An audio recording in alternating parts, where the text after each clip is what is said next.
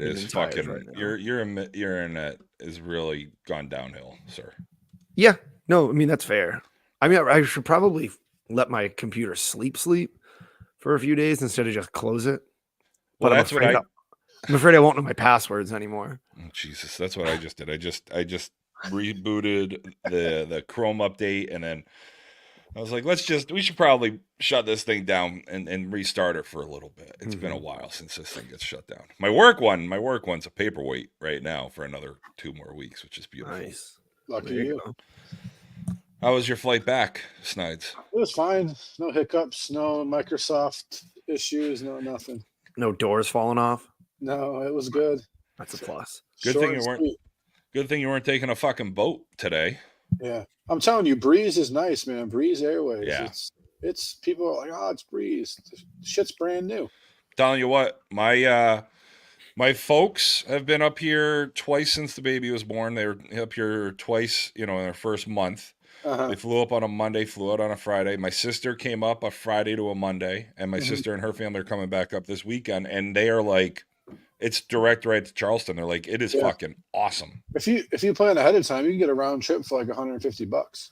Oh yeah, just bring it back. So are we going ghost hunting then? I mean, we'll go back to that Charleston episode from like 2.5 years ago where we just talked about all the scary places to check out. Savannah, Georgia. I'm sure there's going to be plenty still of close. ghost 2 hours places away in Charleston. I can meet you guys there. It's only 2.5 from here. Yeah, I would absolutely do that. Savannah is awesome. It's like one of the best places to go. I become available next week for a few days, so speaking of hauntings, I watched the Conjuring today, just getting caught up on movies released from 2013. Yeah, that was a good one. I got, Amanda's not a big movie person, and I like watching horror movies, and so now that I have a baby, I'm like, cool, guess what we're doing at 6 a.m? We're watching horror movies. Perfect. You know what Crystal just sent me the other day? There's going to be a Ratatouille too. And Ratatouille is like my favorite Disney movie. That was a good one. Yeah. Is that why scary because the mouse possesses the human? That's how it feels. No, I just was like, we're talking movies and it popped in my head. One we're talking about, exorcism. The other we're talking about, the best chef in the world. Wait, we've been binge watching Top Chef. It's fucking great. Top Chef. I like Top Chef. Yeah. Which season are you watching? We're at Boston right now. Oh, okay. So I started her back in the beginning because I'm like, listen, this Top Chef is like, it's like the Ultimate Fighter, right? Like when the Ultimate Fighter started, like this is like these chefs come on here and they can do some real shit by being in the show, especially early on. And a lot of the early on winners have done some real shit. Yeah, some cool stuff. Yeah. So, because I'm watching the European one right now where they took like from all the different world ones. Okay. And they put them together in London. Ooh. And then I forgot what season it was. So I started the season following it as well. So I'm just 2 seasons at a time on Top Chef. I might just, if I had good internet, I could just watch 2 different episodes at the same time.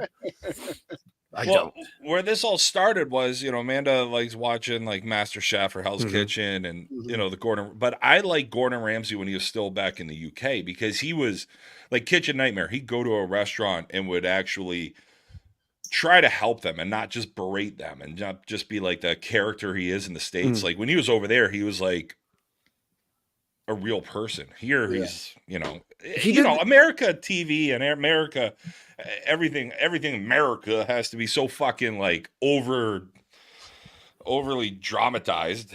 He did have Kitchen Nightmares over here too, where he was doing that same type of thing and trying to help out. No, but there he was being. No, I watched the British ones too. The British ones are awesome. Yeah. He also at one point went to like British prison. Did he? To try to help. And there was one of the guys that like they're like, oh, he's one of the chefs in our kitchen. He's an inmate. And they're like, he has good knife skills. And Ramsey's like, yeah, of course he does. And he's like, here. He goes, okay. But he's like, he challenges the prisoner. And he's like, okay, big boy, here, I'll even give you a head start. And the fucking inmate slaughters him. Really? Oh, I remember this one. Yes. It becomes it's like a viral reel now too. Yeah. But he's like, whenever you finally get out of here, let me know. I got a job. Wow. It'd be bad if the guy's like, well, 25 to life. I'll see you. Good night. Yeah. Oh, fuck.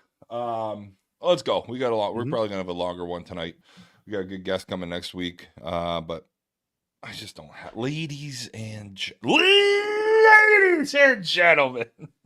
I just realized that my neighbors can probably hear me when my windows are open because I can hear like conversations outside our house now that I'm just hanging out with a baby at random times. Welcome to Bring It. You guys had a fun little weekend down at the Plex at the Firecracker. A lot happened, a lot going on, both the men's and women's side. On the women's team had a fucking defensive showing this weekend. I watched about 4 innings of softball. That was a lot. Coco, what's happening, baby? What you drinking? 50. Not much, buddy. As you can tell, voice is it's a little bit rough right now. So I went to one of J-Ro's favorite breweries on the way down to Connecticut, Fox Farm in Salem. Gorgeous weather for that. Dustin and I just stood outside by like an old wine barrel and took in the sun. But it's a beautiful brewery too. Oh, it's very beautiful nice inside. I was thinking it'd be a nice place for a wedding reception. Mm-hmm. Be very nice. Quiet night, a Czech style dark lager, and I thought it'd be fitting, so I put it in I have a boot glass, and I have to remember at the very end to spin and turn it so it doesn't gluck right in my face, because that would be unfortunate. That would be clipped. Nobody likes the money. Well, some people like the money shot. Nice. How are things going in Florida? I'm glad to hear the travel home went well. What's going on? I was back to work today, out at 4 o'clock. It's not normal. I felt like I was sick when I left at 4. That's got to be the earliest day you've been out in fucking like a month and a half. Yeah, a long time. Jesus Christ, dude. Yeah, and I just got a little sweet tea, lemonade mix, Had enough waters, beers, and shots at rally caps on Saturday night to do me in. I tell you, when you put in that group that Coco and D should meet you at rally caps, but they had the bocce. I'm sitting there. I'm like, I would be at fucking rally caps in a heartbeat. I fucking love rally caps. When Ricky's there and he puts the bottle of Jameson and Fireball on the table and says, "Let's enjoy." It's a long one. Jesus Christ! No, I made the right choice by going to get fucking Scorpion Bowls by not sitting next to an open bottle. Not that I got Scorpion Bowls; those scare me. Here was the crew. It was Ange, Hummer, Donnie, me, Fella, Hummer's girl, and Fella's buddy from New Jersey. Oh, that's a fun little crew right there. It was fun. Angelo was doing some like fucking yoga, praying shit against the wall. It was hilarious. Screaming at everybody. It's a good time. Oh, Jesus. Wait. Yogis are not supposed to be screaming at people. He was. Oh yeah, that Angelo Frank. Yeah, it was fun. Oh boy. What about you, J-Ro? What do you got over there? Nooners and a cruiser. Ooh. Oh, you're cruising. I just went in the. My, how life has changed in these last 6 weeks. My fridge inside has like a bottle of wine or two in it and no food. I gotta go to the grocery store. I went out to the beer fridge. There's like fucking Christmas beers from like 3 years ago, and that's it. Like I've got, my Miller Lite and Coors Lights. I got a couple of those out there. I do after the yard work, but man, the alcohol consumption and just the storage of the alcohol has gone way down. And I'm okay with that. Right. We need to get you we need Drizzly to finally show up in New Hampshire this week so I can just get you an order.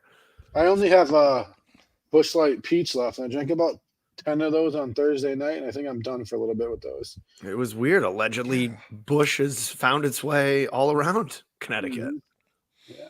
I think Busch is back everywhere these days. Oh, at least. It was finding its way to field 4. Yeah, no, I'm a little nooner, a little cruiser, just kind of, I don't know. I've got 3 because I knew it was going to be a little longer. I'm still a little parched. And we'll just kind of see what happens. I'm telling you what, man, it's been hot in Florida. Like I'm used to the heat, but damn, it was hot on Saturday and Sunday. And that was, so I was talking about that too. And the idea that the Beast of the East was hotter, but I think the turf made it. There's no fucking shade either. Correct. No, nothing. There's nothing at the Plex. Man, I think the big thing is the heat. The New England heat got to some people this weekend. It sounded like some people got a little hot under their collar, and from researching stories, it sounds like Snides, maybe you weren't in the right. I was in the right, 100%. I was getting it from prime sources that you were not. Tell me how I was wrong. Coming right from multiple people that were there that he did not slam that bat on the ground. Okay. You want me to get Garrett Clark on this fucking podcast right now? I would love to say hi to G. So, I mean, yeah, it'd be great. And my whole team and everyone behind it and them taking down the live stream. Just saying, we're here not to be a one-sided news outlet, like Fox or CNN or MSNBC. We're here to report all the sides. He did. I'm not going to say, but he did slam and break the bat. I'm not going to say he did it, but he did it. A lot of people are saying, some of the best people. I won't say what I was going to say. I would, tell you, I would put it on something that he did do it, and he did do it. But again, in the rule, maliciously damage the bat. Right there, it says in the rule. I found the bubble. Sorry. So, I mean, umpires seeing it or not, Hulk Hogan is not breaking a bat and making that noise on a swing. You've never heard me fuck. The group chat was funny on this one. There's one message pops up. I get tagged in it. Coco says, J. Rose, Snyder needs a hug. And then 2 seconds later, Snyder goes, yeah, I got tossed.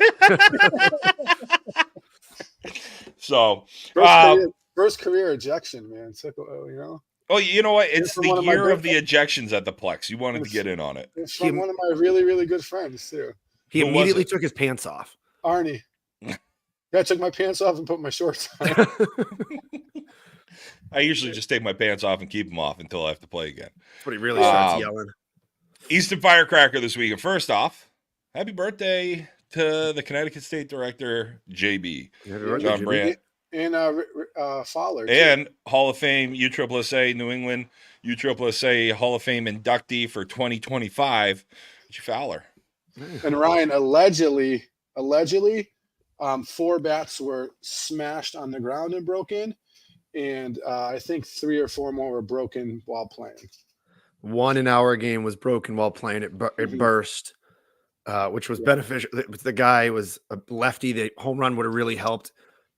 That bat was gone. We got the new bat in, and it was a nice change of pace there. So in our second game against Rudy's, they snapped a black bat in half. Had to pay $250 for the bat, and they continued playing. And that's why I know that Garrett slammed the bat, because it made the same noise. Well, we're talking about the Easton Firecracker, the 24th annual Easton Firecracker Classic in North Branford, Connecticut, at the Connecticut Sportsplex this weekend. With only Mike and Worth bats. Mike and Worth bats this year. Yeah. Okay. I'm gonna be honest, because I told JB, probably the worst bat ball combo in the 24 years of the Easton Firecracker. Wow. Mm-hmm. Yeah, it was. We played on field 1, the first one. It was the black bat, which is good. Yep. And I was like, oh, this isn't going to be too bad. And then our next field we switched to, and it was the Passport. Yeah, and it was balanced. I was like, this isn't good. Mm-hmm. Not that it mattered for me, but I could hear my guys hitting it, and it was not sounding the same. Well, and I'm looking at these average runs for the tournament. We have one team over 20, CLA, the men's B team out of Maryland. They had 21. Hold on. They were playing in the fucking silver, so yeah. That's okay. A little inflated. But I'm just going off of these. Proaction, 18.6. Thunder, 19.9. I mean, they're basically 20. Outside of that, Outside of those two, then you have Bad Beat 16.9, 15.8. Like it is. Those are low scores. 7 homers.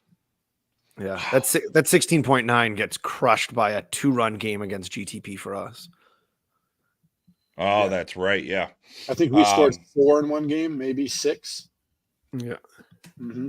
Yeah, it's yeah, so maybe you're right. Yeah, when you were saying that, I was a little surprised because that's typically not the issue when you're in Connecticut. You know, you're usually playing with some great balls. They're usually rocks. The balls are flying pretty good there. You know, typically at the Firecracker with the supplied bat, it is a supplied bat tournament. This year with the Rawlings group, as you guys were saying, Worth and Mikan.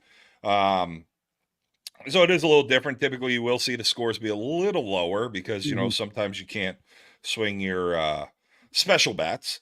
So I had talked to Paulie. So he said they use the same bats in the co-ed and the women's. But these weren't shipped with the first original batch of bats. So he thinks this might have been a bad batch of bats because, and I heard from the guys that played the co-ed that white and blue balance bat was the best bat one of the best bats they've had. I heard great things about the bats going into this. Yeah. Yeah. So I was shocked. I mean, it could have just been a bad batch of bats, but they were bad. Yeah. I mean, you look at some of these scores. Nitro Circus beats FHC 7-1 in their first bracket game. You know, there's some 8-8 tie in our pool. pool. Yeah, like 9-8 that was pool games. A wild outcome. 8-8 bases loaded, 2 outs. Bones hit a base runner to end the game. No, he didn't. Yeah, dodged him right in the leg. Get down, Bones. Yeah. They're like, why are you moving? Jesus. Yeah, AUIT, Chick-fil-A, 12-11 in pool. Like, yeah, there's some weird scores early on here, but well, let's hand it over to you boys. You boys are down there. I'll tell you right now, I'm gonna come out firing here in the A. Well, what we thought would be the part of the gold. Seeing Chick-fil-A down in the silver is a tough weekend. Yeah, but that bracket was good, man. GTP came out hot right away. Yeah, they were playing well early. So that put a lot of pressure on those other teams, and I mean, Chick-fil-A looked bad. Well, that's the thing. Like, they were not. I heard they haven't played in a while, but that's still not an excuse to end up in We had them. They didn't do well in the bracket down in silver either. Right. We had them in the first game, so that 840, sound right? 840 on Saturday. And I mean, it was like 26-22 was our final. So I thought they were going to be able to hit. And then the next game I think they played, they didn't. 8-8. 8-8, yeah. I mean, GTP coming out playing well. Yeah. You know, GTP, I mean, that is a tough one. GTP, Bad Beat, AUIT, and Chick-fil-A. Like, we talked about this last week. Like, that pool that's an ugly pool. Like, that's something you might like to see where maybe you do a little something, a little switching. Maybe SST gets a short end of a stick somewhere instead of, you know, putting those 4 teams together. But, yeah, that was a tough butt. Let's hear from you boys. What did you guys think of the the gold, and how much of the silver did you see as well? And let's just kind of chat about it. I was there all day Saturday and all day Sunday. I watched a lot of softball. Yeah. There were some really good games in the gold. I mean, AUIT did their normal thing and just wake up in the gold losers bracket and run until they ran into these guys in Bad Beat, which they did the same thing. I think Corey and them, they played the Chiefs at 9:40 in the morning on Sunday, and they knocked the Chiefs out at like 7:00 at night. Yeah. So they both made long runs in the losers bracket. Yeah, we got the Chiefs first thing in the morning, lost by 1, had a guy on with a home run and just didn't do it. And then I think we played the 9:40 or 9:50, whatever it was. And I think when we finally looked at a watch after we got knocked out, it was 7:40. Yeah, it was late. And wow. The only break we had was 11. 11, 12, 10, 120, 2:30. Yeah, but those 3:40. Those times were off because they were 2 hours behind too. I mean, yeah, you're on the field until you lost. Right. Yeah. Right. We had the only break we got was we were waiting for I think AUIT and somebody to finish to then immediately play them. Shit. Yeah. Just enough time to like take my shoes off and put them back on. Yeah. That sucks. Yeah, that's a hell of a run there by you guys out of the beat. Chiefs played really well. That's what I was going. I want, because this is a team I talked a lot about last week, was the Chiefs and how they look. I mean, they have the All-American Psycho on their team now, so I mean, it's awesome. Good old BYB TV. Yeah, it was good to see him. But yeah, they look good. Thunder did what we expected Thunder to do until they. Dustin's saying here too, this is a big thing I saw all weekend, and teams better prepare for next year. They had no bench. I bet you out of the 18 teams in the gold, I bet you 12 of them played with 10 or 11 guys. Because no one had a bench this weekend. There was all these teams are playing with 10, 11 guys. It was crazy. Yeah. That's a tough weekend. That's a tough weekend to be, like you said, Coco. It was hot as fuck on that turf. Yeah. But it was cool. Some of the stuff was just, I find funny. I like being in those situations, especially when I know it's not me that's going to throw a ball away. So it's much more even keel for me. But I mean, I know we've talked about it before of like, where is that point where guys stop chirping as much? And I think in our games, one time for maybe an inning and a half. Other than that, it was all pretty good natured and everything. Yeah, I mean, I didn't see a lot of shit talking. I mean, maybe me getting thrown out was the loudest and most shit talking of the weekend. The closest I got, not that I should be getting up with anybody, the Chiefs fucking pitcher, and he was making me laugh doing it. Yeah, we needed to switch in. We had like 2 shit innings, so I went to switch in a good ball. And I just walked into their dugout. I saw him walk behind the dugout. So I went to go get him. And I'm like, hey, switch with this ball. And I look, and he had just rested our game ball in a hat on top of the dugout in the sun. Yeah. And I was like, just like, you son of a bitch. He goes, you're not supposed to see this. And I was like, I'm not even mad. I am so impressed by this. He goes, yep, when I'm down in Ocean City, it's even worse. He's like, so from then on, every single time, that was at 9:50 in the morning. Every game, I took the ball between innings from the other team. They're like, what are you doing? I was like, pitchers are assholes. That's what I'm doing. Yeah, so are catchers. I during the beast, I would get the ball back from our pitcher, and I would find a spot, and I would make it look like it was kind of in my glove, but it would be cooking right in the sun. Yeah, because at the D level, they're not switching balls out often between innings. I find when you get C and above, that's when you're switching balls out pretty consistently, at least getting a rotation in there. But it is why I would absolutely be oh, guys, Coco, I saw. Don't make me blush. Don't make me blush. But I was having fun with them. So the second time we played them, and I'm betting that they did it in the first game. When I threw out a new ball 3 times when V got up, they called time. Didn't matter if there was no one on. They just called time and walk out. The pitcher would take the ball, throw it to the coach. The coach would rub it up, slam it on the ground a few times. So by the 3rd time, I'm like, fuck you guys.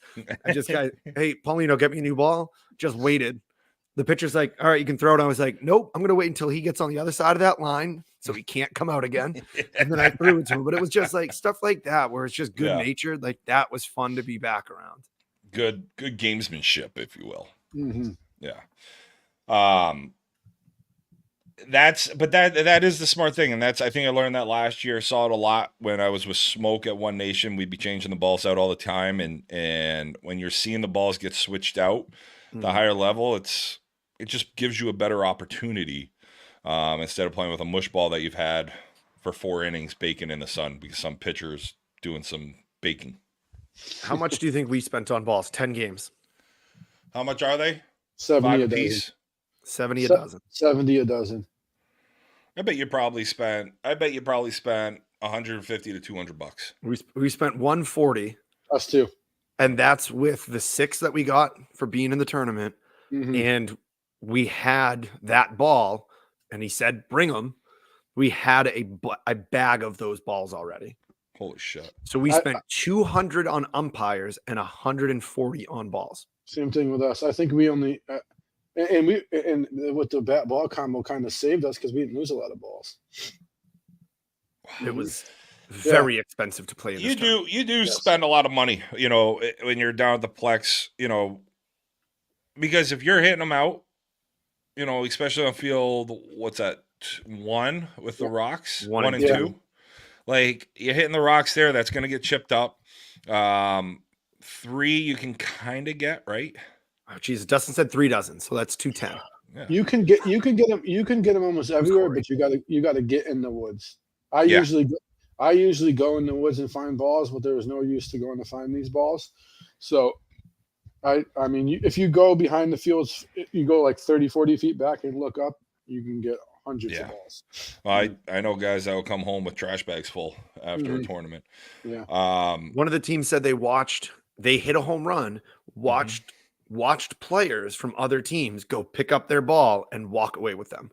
Yeah. On field 4.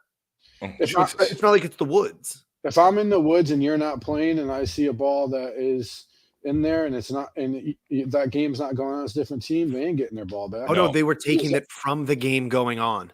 Oh man. And you couldn't get out there. What I'll do is if you're playing and I grab your ball, if you're coming out for it, or if I see you, and I'll give it back to you. But if you're not coming for it or not looking for me, that's my ball. Yep. Happened to me at fucking league though. I brought my bucket out before fucking league one night for BP for all the boys. Nobody went for home run balls. Somebody that was playing in the league ganked like 10, 12 of my BP balls. You know who yet? Because it definitely wasn't me. I was hitting stadiums at Norton one time. Yeah. Like me and like 2 other guys. And like I had like probably 300 of them at the time because Mark was giving them to me every weekend. This dude like walked off with 3 dozen of them. Jesus Christ. I thought he was like going to collect them and throw them in. He collects them, jumps in his car and leaves. I'm like, dude, that's fucking $120 right there. Question for you here. One team I'm surprised to see in this winner's bracket semifinal of the Gold Flight. M1 Elite. Yeah, they played good. Yeah.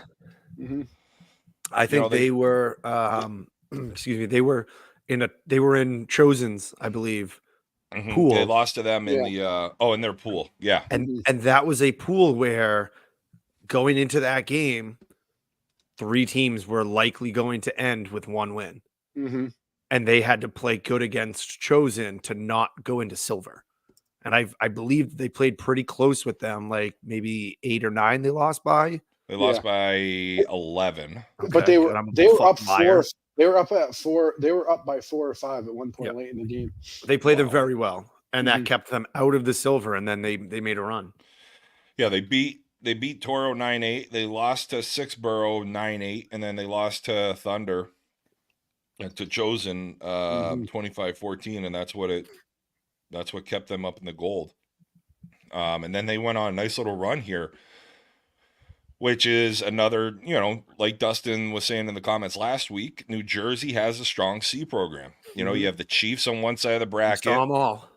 M1 Elite on the other side. And even thinking down, we'll go even Mid-Atlantic, Pennsylvania East. You're thinking about Audi won, I think, the bronze. They won the bronze. Skipped fours. Yeah, fours didn't have as good of a weekend as I think. They went 2-2. But we were saying, New Jersey's got a very strong C program. That Mid-Atlantic, and you got the Maryland teams too. Fishhead, beat AZ, and then lost to Thunder, and then they went 1-2 in bracket. Yeah. But it's nice getting some of these teams up here that you see and kind of read about and hear about. But I'll tell you what, I love where the C division is this year. Like, you're looking at this, and it's season actually had a pretty decent tournament for the first time this year. They played well in the Beast. Did they? Yeah.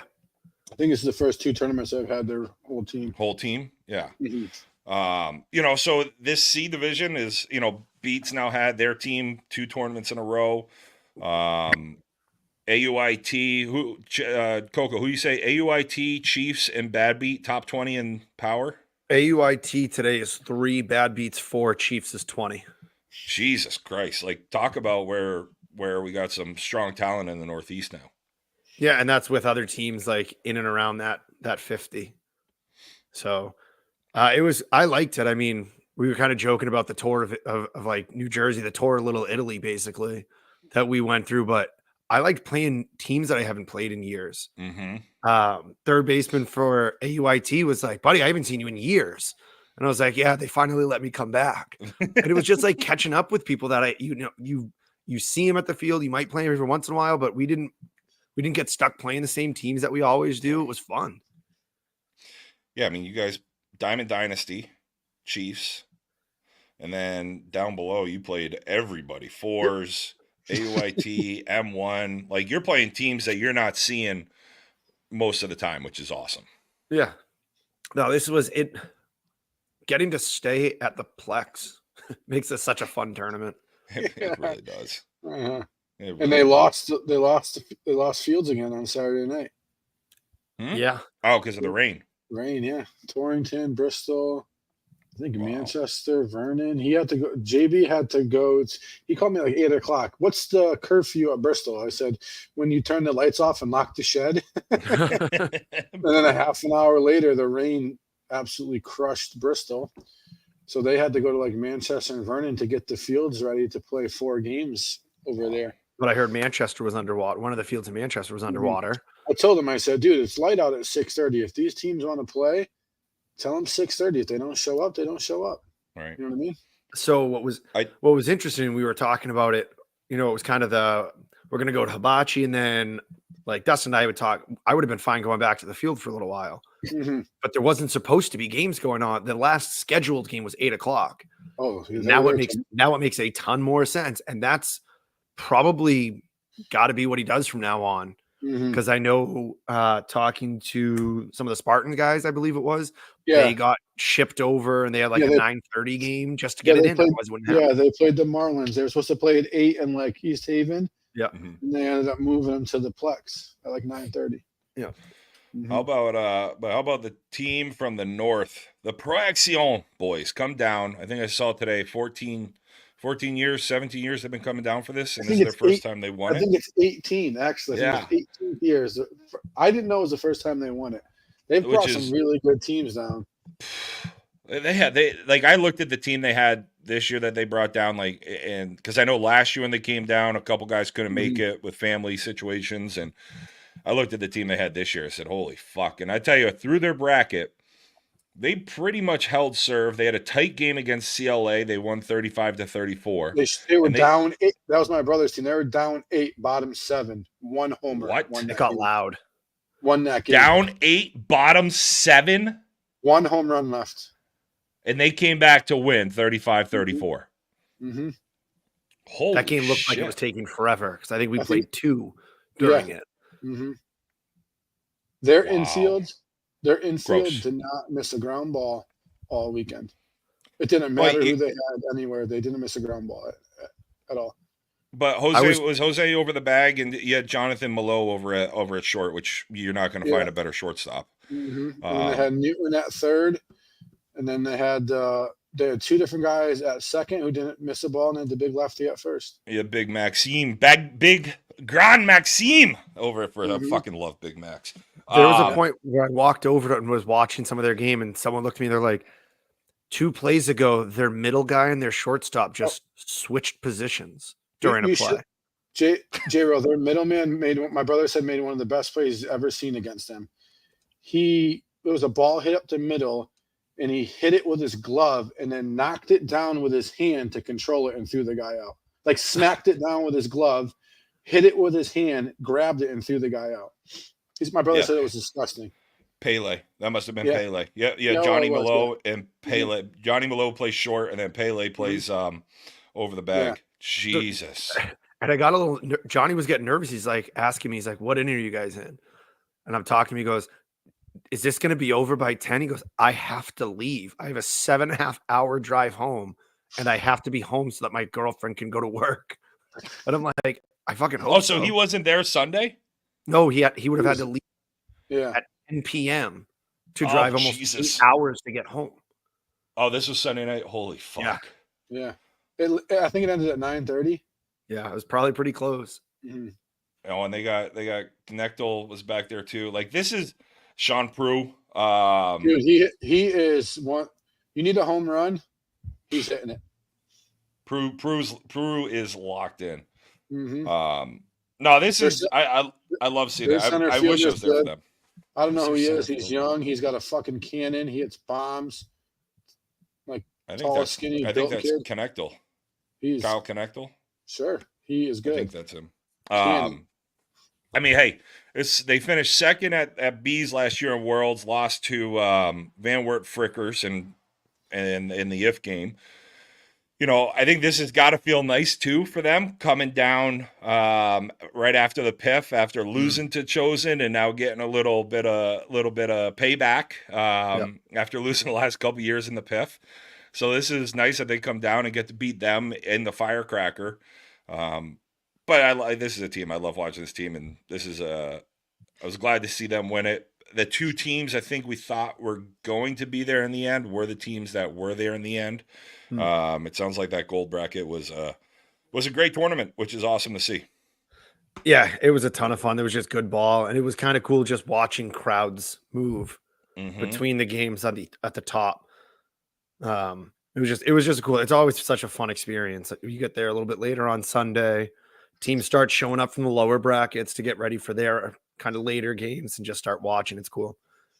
And congratulations to the newly minted MVP award. Snides, why don't you take that over and tell about the new award name? Dude, I don't know how many words I'm going to be able to get out, but as a lot of people know, they named the MVP after my father. So Brandon Newton actually won the MVP, and Ryan got a Facebook.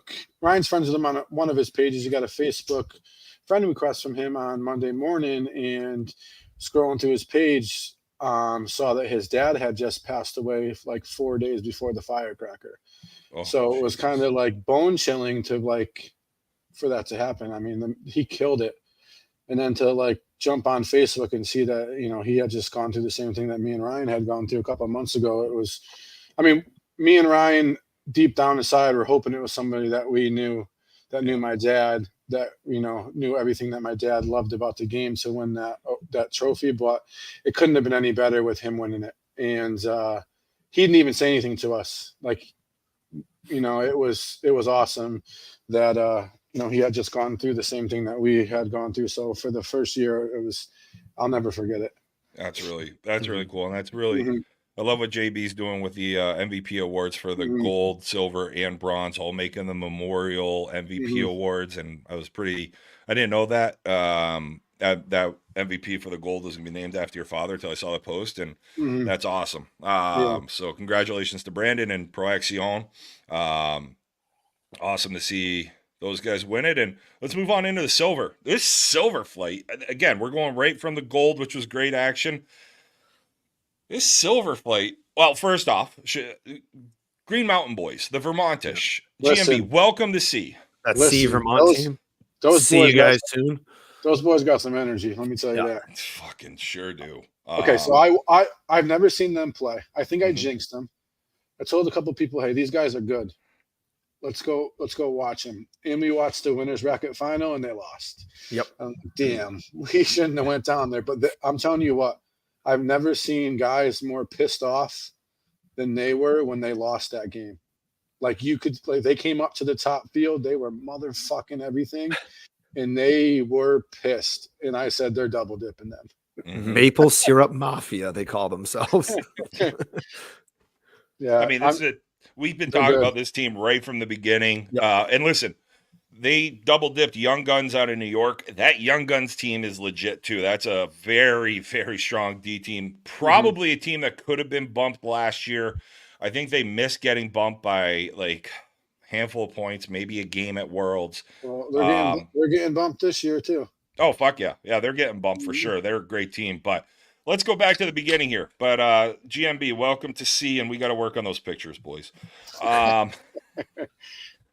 This Rock Alpha team, I don't know these guys. Neither do I. And they look like, I know they lost their first game. They're out of Long Island. I know they lost their first game in bracket to Dreamworn. Another good team out of Jersey.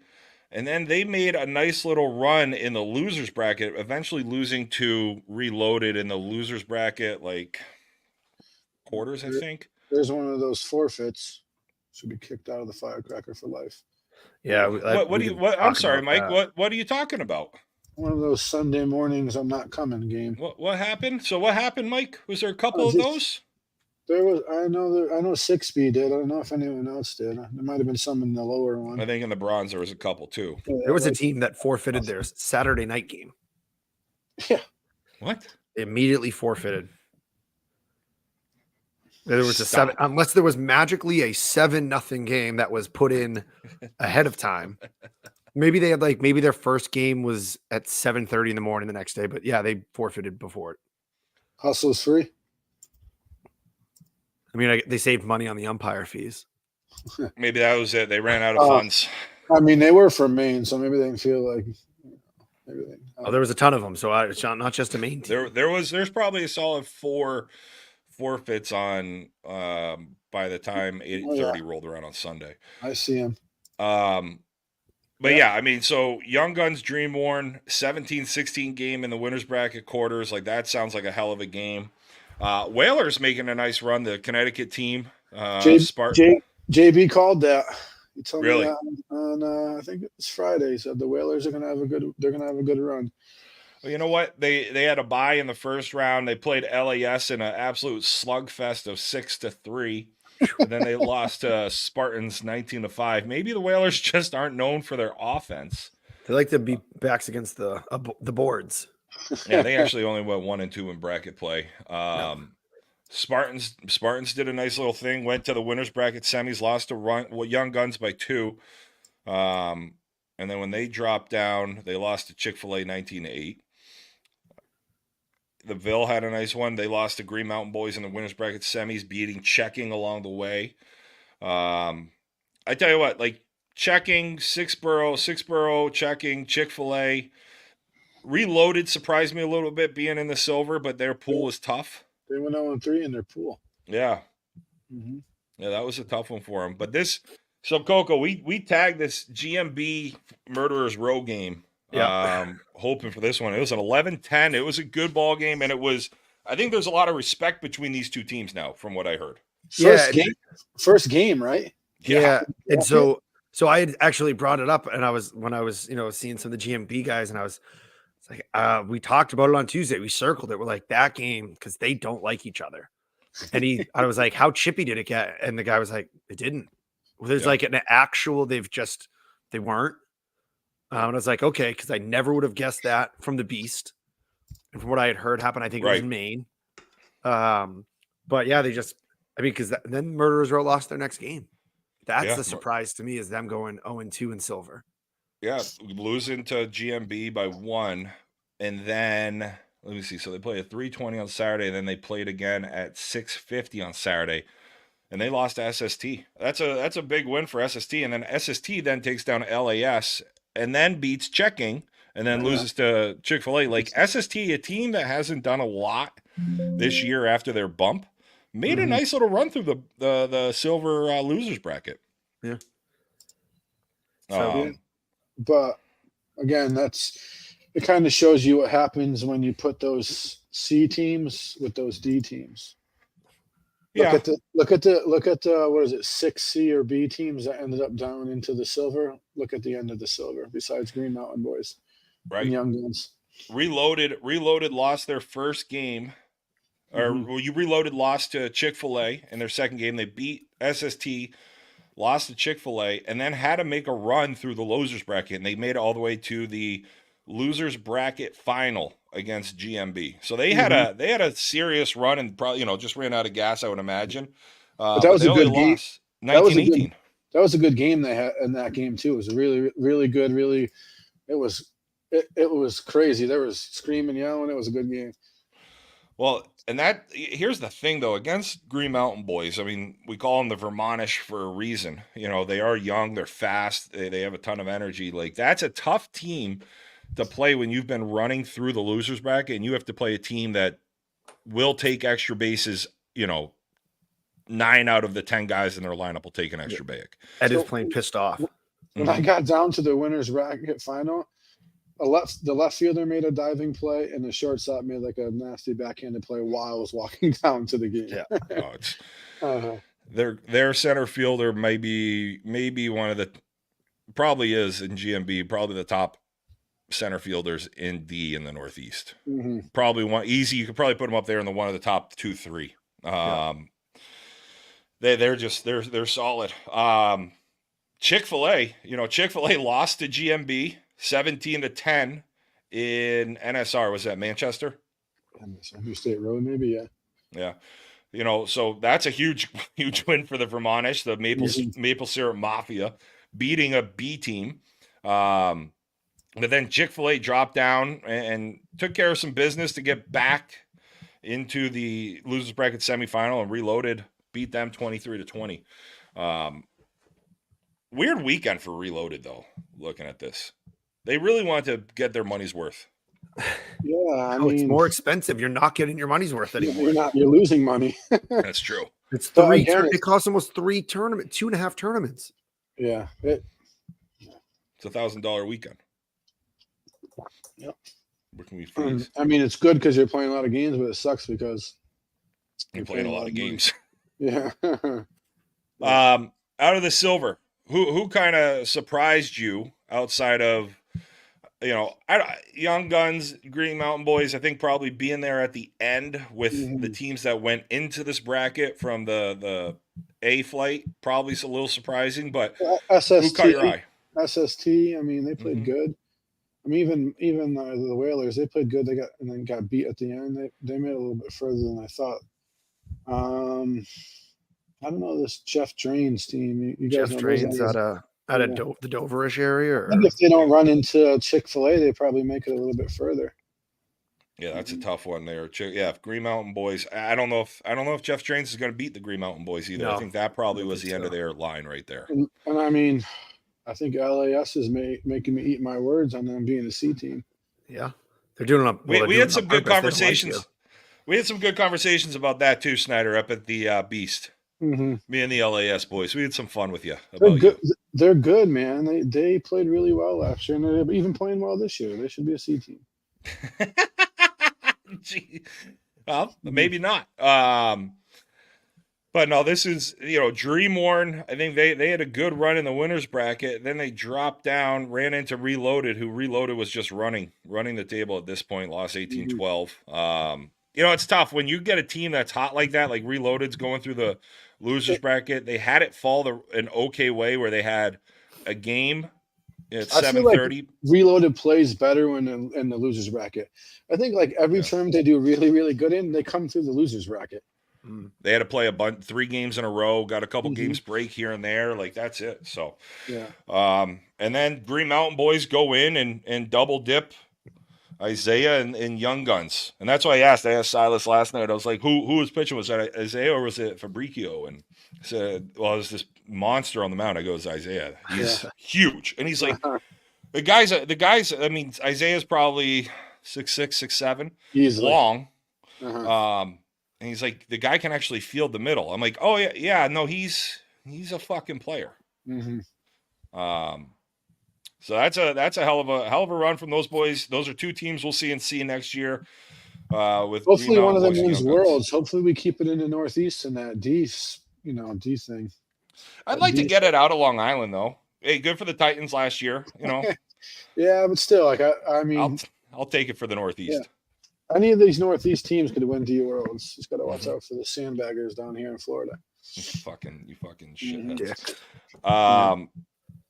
Congratulations to Josh Bugby, tournament MVP for the Green Mountain Boys. Is he their pitcher? No, he's a catcher. He's their EH catcher. Yeah, he hits.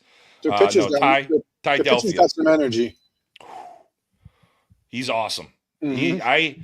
He fields the middle great. So when we played him at the Beast, they were playing me hard push, like you should. And the 1-6 hole was huge. And that's where I went. And I hit it. And he jumped into it somehow. Like it wasn't just like 2 feet off the mound. Like it was, and he gets it. It hits him. They make the play because I'm slow. A fast guy like you? And he comes off. He's like, "Oh, I fucking love it. I get all woke up when I get fucking blasted in the middle." Loving it. I mean, the kid he does a hell of a job. So, I think it's his first year pitching U-Trip. ASA guy. ASA before. doing Yeah. good. That's more up there. Yeah. So, so you got Coco. No, if we were wrapping up talking about that, I was just going to talk about there is no such thing as an if game anymore. And we always joke about it, but I just want to talk about the fact all 3 of the championships went to a when game. Yeah. And all 3 of them were the winners bracket finals. Yeah. They all played 3 out of 4, the 3 out of 3 or 3 out of 4 games in a row. All these same teams, the teams that got there deserve to be there. Love that. That's a great way to do it, though. Like I love that. You have those teams, and you kind of get a second kick of the can. It is rare, man. It is rare where we'll say in a tighter tournament, right? Not necessarily an open and a fluke win or something like that. But more times than not, you're seeing these win games. Like I would say it's over 55, 60%, 55 to 60% of the time it's going to that win game. I think especially the big tournaments. Yes. These long hot ones, yeah. I mean, the early season ones where it's like it's 40 degrees out, it's 11 o'clock, and we got to drive 3 hours. It's like, fuck this, let's just go home. I mean, GMB was the only ones that so out of the 3, GMB was the only champion that did not win the winners bracket final, but still all 3 won. And it was just JB getting his money worth on the he pays for the whole day, might as well use it. Sure as shit did. I did like how the Silver Flight was set up this year, though, with some drop downs from the A flight. I like that. It'll probably stay that way. I like that, And now it makes you want to play in the Silver. I know I'd rather go 1 and 2 in the Silver than 3 and 2 in the Bronze. Yeah.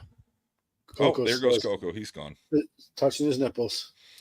I love that. Is a great frozen shot of fucking Coco. Just completely pleasuring himself right now. Eyes closed, tweaking his nipple. And here we are back in the Bronze. Like, there is a lot going on here. This is a huge fucking bracket. So many games, dude. I couldn't even I didn't know who was playing the Bronze, who was playing in the Silver, who was who. Well, there was a shit ton of games in this bronze bracket. Yeah, and I'm just jumping right into the quarters here. First team I want to talk about is the Wrecking Crew. They're a league team. They're they're 18-5 in class. They're an E team out of Connecticut. Yeah, Hartford. They're a league team. Really? They're doing really good this year. I think they won an NIT a couple weeks ago. They're 4-7 against D and 18-5 against E. They let me see here. They won an NIT back in April. That was an E. They finished 3rd at the Firecracker warm-up, going 3-3.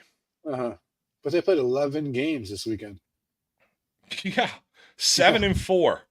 7-4, and you have an E team making the run all the way into the quarterfinals. I mean, they took down TPS Deeply Needed, who I've always said I think should be better than they are, or better than they are. Mill City Mules, that's not a bad little D team. Yeah. And they beat this SAA 12-5. And they beat Mill City Mules 14-2, TPS 15-7. They lost to Young Guns out of Maine by 3, 11-8. Yeah. Like, that's a good fucking run for those boys in the winners bracket. Yeah, they beat, and they only lost to Young Guns by 9-8 that one game. And then they dropped down. Yeah. They beat GYJ 15-14. They beat Harambe Athletics out of Pennsylvania 8-4. They beat Limits out of upstate New York 8-4. Who are usually good. Yeah, and then they lose to Young Guns again in the losers bracket semis. Like this fucking the Wrecking Crew, this E team out of Hartford. Have yourself a fucking weekend, boys. Yeah, Paulie loves watching them. He says they have a good little team. He was talking Yeah, about. I mean, fuck. Like I this was the team that I kept popping up when I was watching. I just kept saying, this is fucking great. I love seeing E team make a run in the in the bronze bracket. Any bracket. Yeah. Yeah. It's a it's an open bracket essentially for the E Right. team, right? Like we're just talking about Coco. Welcome back. We're just talking about the Wrecking Crew, the E team out of Hartford that made a run in the bronze. And their jerseys are sweet. Were they? Yeah, it looks like the NWO, but yeah. like okay, that was who that was. Yes, I saw that jersey. It was white and red. Yep. TWC. They were sick. Yeah, because they were a nice little surprise. And then our Bonfire, the Wolfpack boys out of New Hampshire, made a great run. Yep. Lost to Audi in the winners bracket final and then got back to the ship. This Audi team, this program's been around for a while. They have a C team, right? They have a C team that, or maybe they got bumped to B, but I feel like Audi in Pennsylvania, they've been around as a program for a bit. Yeah, their pitcher. I think it's their pitcher. He's old. Okay. Yeah. But I mean, they had a nice they had a great weekend. Won a lot of close games. So they run ruled in their first one against the Empire, but then beat Harambe Athletics 14-13, beat Angry Shamrocks 13-12, beat Limits 19-11, and then beat Wolfpack 9-2 in the winners bracket final. Give themselves a little bit of a break. Yeah.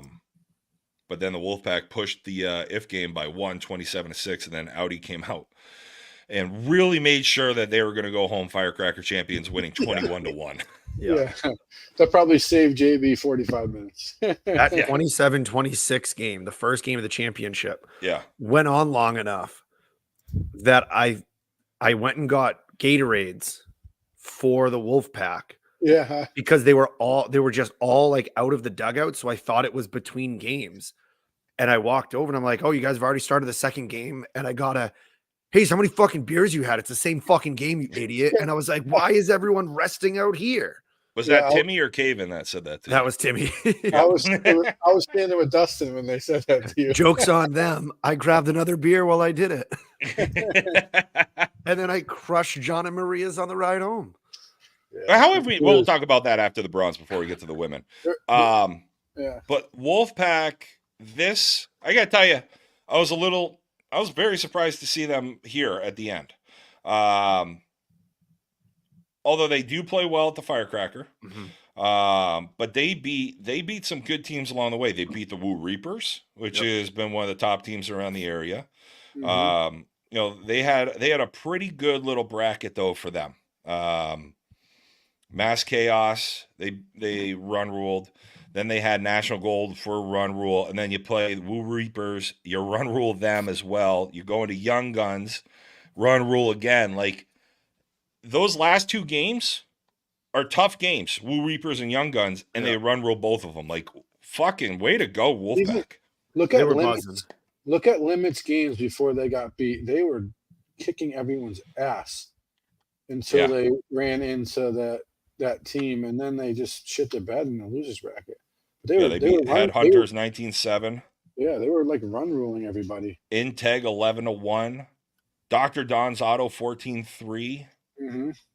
Like and Limits is good. Like the Counts have done a hell of a job with that program. They've always shown up with good teams for the Firecracker, One Nation. They do a great job when they come down from Syracuse. They're from Rochester. They're ready to play. Yeah. But teams that weren't ready to play, what's going on with Integ this year? Last year, this was a solid team, and this was a team I expected a hell of a lot more out of this weekend. I don't even know who they are. Yeah, you've been talking about them a lot, so I was expecting something, and then never even saw them on the bracket. It felt like. Yeah, I was like last year. They formed late last year, and I don't know if they lost some guys or what, or they didn't play a ton till late in the year. Let's see who they are. But so you're looking at that. There was one point where Ricky Sanford. We were on field 2. That tournament's happening on field 3 for a lot of it, and the young gun guys from Maine. All of a sudden, that field just erupts, and it's them getting loud. And someone goes, "Yeah, they just won the toss." I fucking love those guys. They won the toss, and he thought it was the fucking walk-off grand slam or something. Oh fuck! But then Wolfpack take Audi in the first championship game 9-2, and then, Wolfpack take them 27-26, and then Audi came out and just put it on them real quick, 21-1. But it's a hell of a run from Wolfpack. Love to see it from the boys up here. I know Timmy. Well, Timmy usually looks like shit at league anyway. But who was the MVP for that? The MVP for that one was Kyle Gibble from Audi, and then offensive MVP from the Wolfpack was Snacks. Ooh, the little Kenya. Yep. Yeah, and then from Young Guns, so offensive tour. So we got the 2 tournament MVPs in the silver and bronze were Kyle Gibby and Josh Bugby, and then the offensive tournament MVP, like you said, Snacks, and then Eduardo Pichardo from Young Guns out of Long Island there. So, and that silver was named after dogs. Yeah, and then the bronze was after. I'm pretty sure it's Franny Pierce. He was a Pierce construction guy. Yeah, which is I love that JB's doing that. Like, what a fucking. That's it's an iconic tournament. It's such a big tournament around here. I used to said it to Amanda. I was like, shit, this is the first year I'm not going to be playing in the Firecracker since I started playing ball, tournament ball. And I was okay with it. Hung out with my daughter all weekend. There's some good times, though. I do. And listen, I know I say it, it's kind of, it's a little tongue in cheek, but like, I do miss hanging out and like seeing the boys and hanging out the field and being a DJ and being on the mic. Yeah. I like having that. I like holding my daughter and trying to make her fart by doing the hip circles, and then she shits all over my hand. If you were make Amanda do that to you.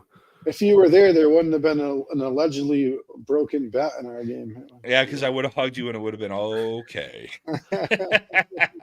But one of the things, and we talked a little bit earlier, J-Ro, you and I, but this was a cool tournament for me to kind of see. Yeah, we have 50 people watching right now or whatever, but the number of people who knew who I was and made me feel like an asshole by not knowing them yet, or like came up to me in like the third, like I'm talking guys that we're playing against, and it was like, the fours coach, hey, really appreciate what you were doing. I've been playing softball forever. What you guys are doing is awesome. And that knowing who I was, ask, hey, where's the big guy? Where's the big guy?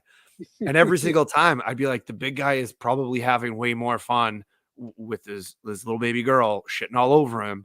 And he's where he should be. Yeah. Not a single person was like, oh, but I wish you. No, everyone was like, oh, yeah. And I was like, and you know what? We might not see him as often. You might not see all of us as often. And no one was like, well, I mean, you just got to do it all the time. They're like, yeah, take your breaks. It's life.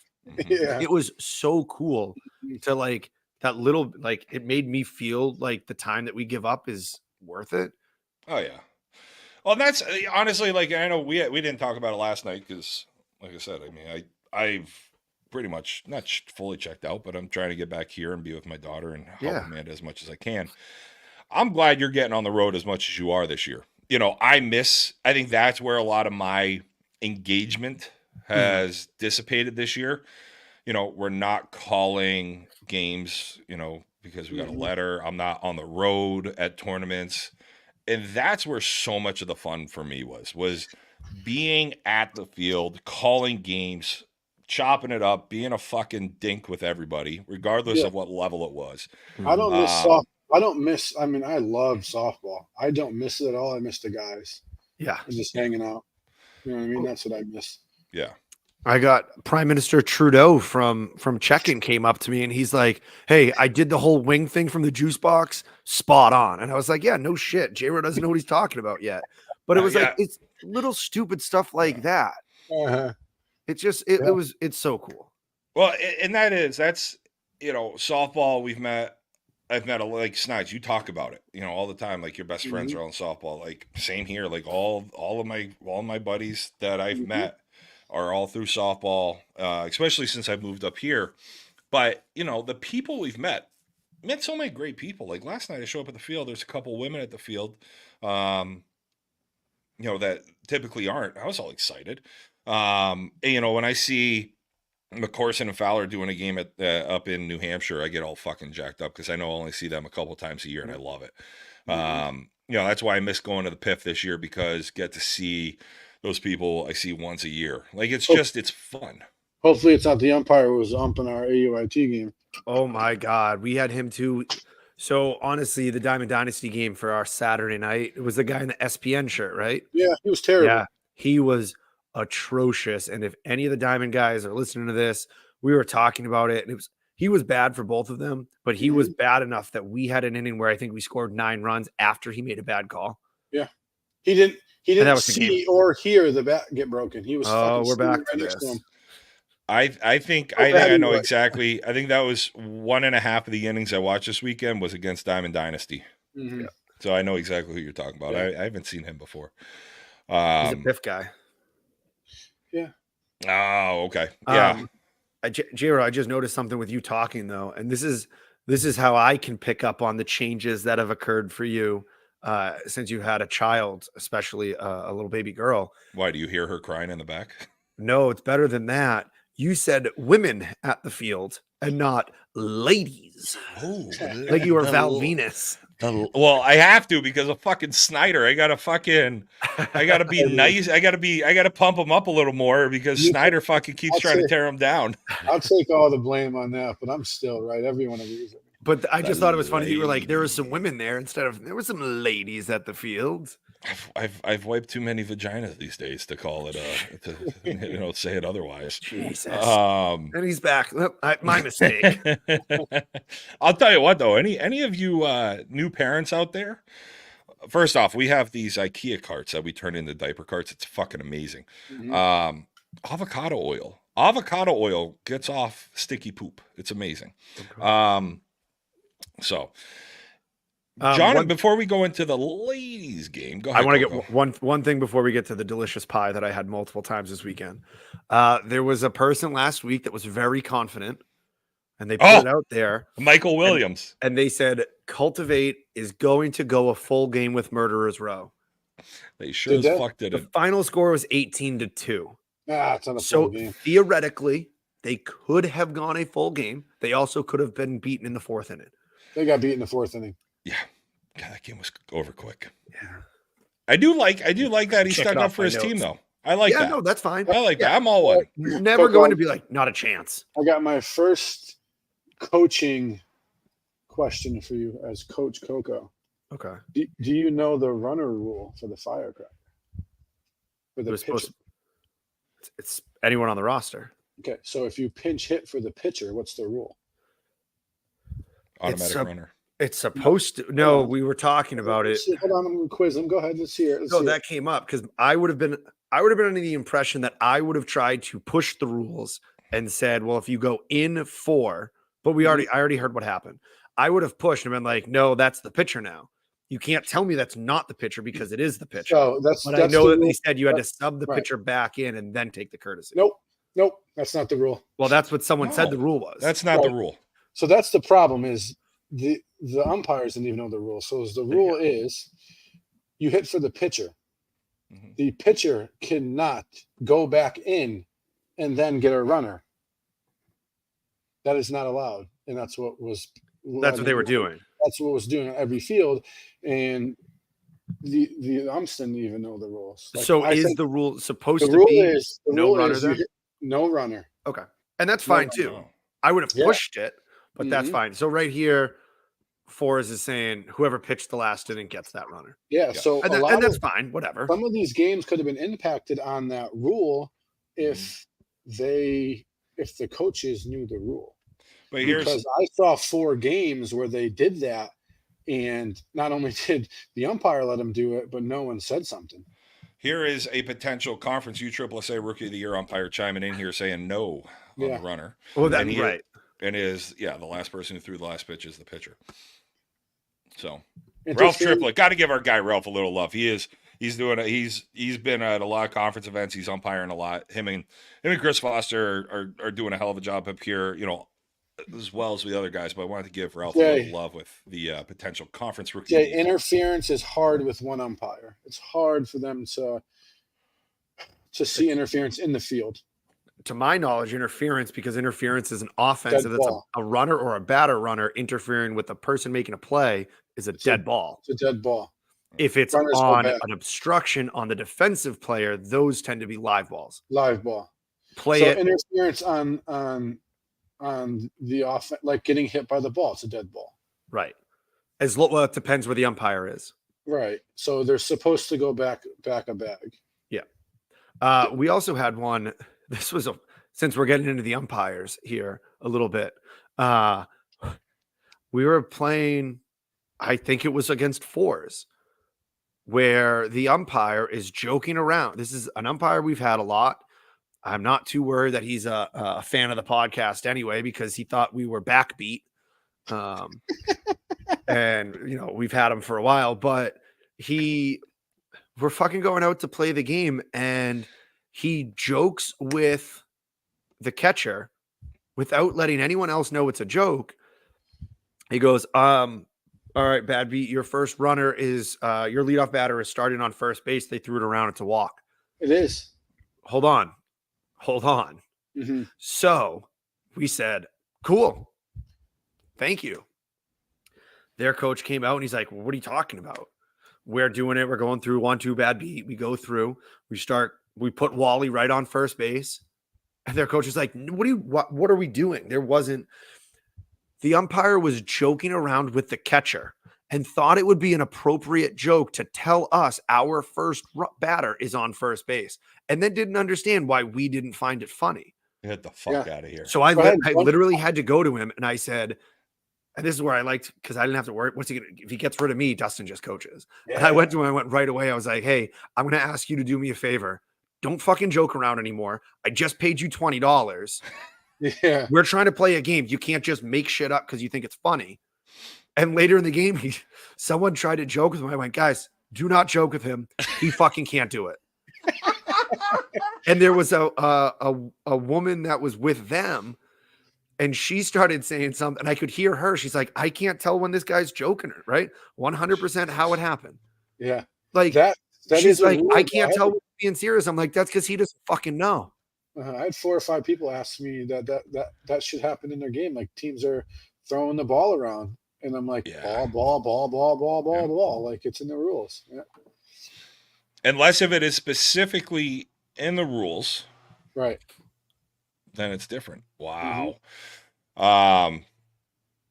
Wow, that is, that I would be fucking very I wasn't pleased. I had to tell him like 3 times. No, hey, stop joking around. I'm like, because I would have been fine. Yeah. There are plenty of umps who joke around too much. I also don't love the idea that you warn a team immediately. You guys can't have that many people on the field. And then you look over to the people that they know, and there's 7 guys out there. I don't care that there are that many guys, but don't warn me in the meeting that I have to make sure my team is in there. We're fucking grown men.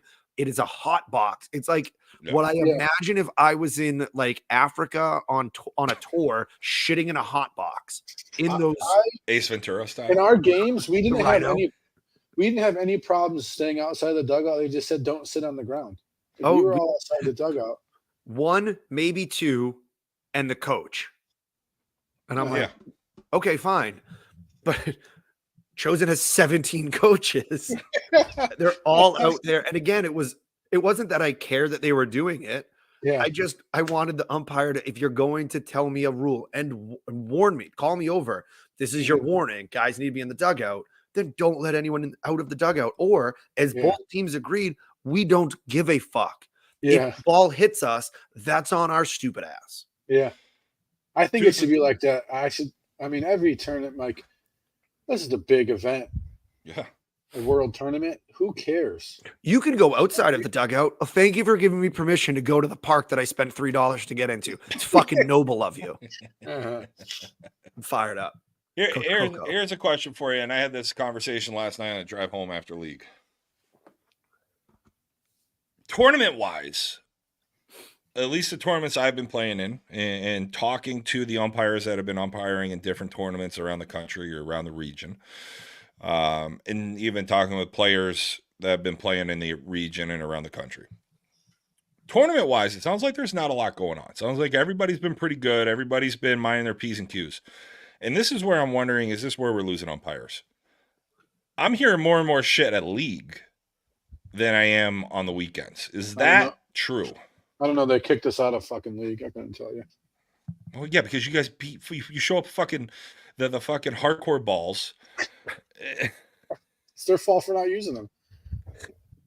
I don't know. You think league has a bigger detriment on why umpires we're losing umpires now than league? Because I feel like our tournament's been pretty good lately. No, I mean in our leagues that we play, at least in Connecticut that we play, we've had the same umpires every year forever. Yeah. Mm-hmm. You know what you're getting. Yeah. But so I also see that I think in a tournament, you expect better. In a tournament, a whole team should be like the better players, right? Where in league, either you're a league hero or you're a guy that thinks because you play tournament, I don't know. Because I hear a lot of fucking comments at league. Throw a guy out. That's the ejections that I heard about this weekend sounded fairly quick, not in a bad way. But like I talked to one umpire who threw someone out and the person was saying something he found inappropriate. He said, knock it off. They didn't. And he just said, you need to find a new guy. Yep. That's it. You need to find a new guy for him. He's done. They tried to put Baby in the corner. It didn't work well. I was laughing. One of the guys from up here went and played in Worcester and Grafton a couple weekends ago. And they're like, man, they really don't let swearing go out there, huh? I was like, oh, you were with Troy and E. I'm like, you can't fucking say shit around those guys. Well, I guess that's what Fish got booted. Yeah. And I think he said something about like, I thought it's 6-10. And they just went, you're going to need someone to replace this one. He's gone. we had a guy probably in 2018, 19. We were playing in Arkansas. He went to catch like a ball on foul territory down first baseline, stepped in a sprinkler head hole and said, oh, fuck. The umpire threw him out. Oh, Jesus Christ. So the dude almost blew his knee out. You throwing him out? Jesus, Hags got thrown out for saying haven't gotten it up in 10 years. Jesus Christ. Yeah. I would last one pitch with the shit I say if that umpire. Dude, it was hilarious though. Yeah. It was it was funny. He said it to an umpire that you know. He's a good umpire. And you don't know him as the umpire as much as you play against him in league. Yeah. Gotcha.